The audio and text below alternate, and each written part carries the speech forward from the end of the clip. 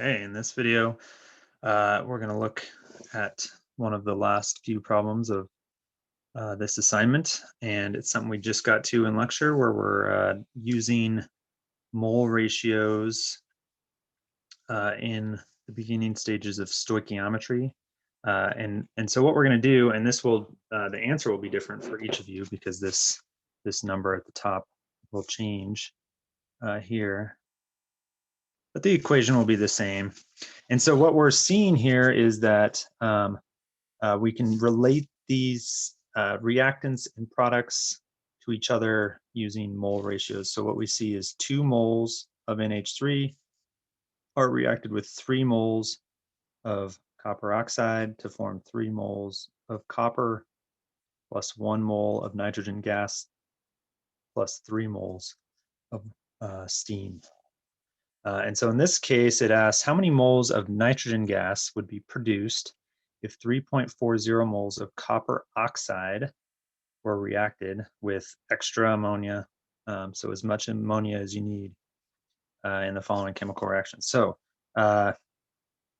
what we are looking at are these copper oxide, which is this one, and nitrogen gas, which is this one. So what we see with these coefficients is there is a 3:1 ratio of copper oxide to nitrogen. So what I'm going to do is write, I have 3.40 moles of copper oxide. And now I need to get out of moles of copper oxide into moles of nitrogen, and I do that using the chemical reaction. So I can see there are 3 moles of copper oxide to every 1 mole of nitrogen gas.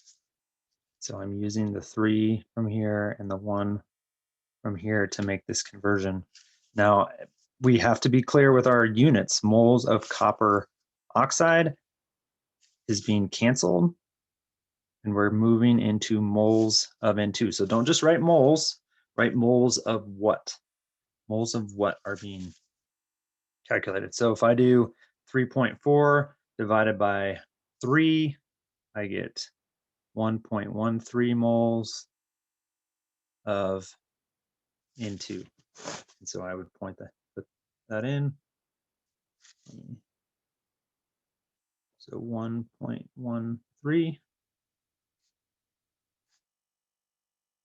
Check our answer. Correct. And it should show you some feedback on the bottom as well. So there's a couple of these problems in this homework, so give these a try.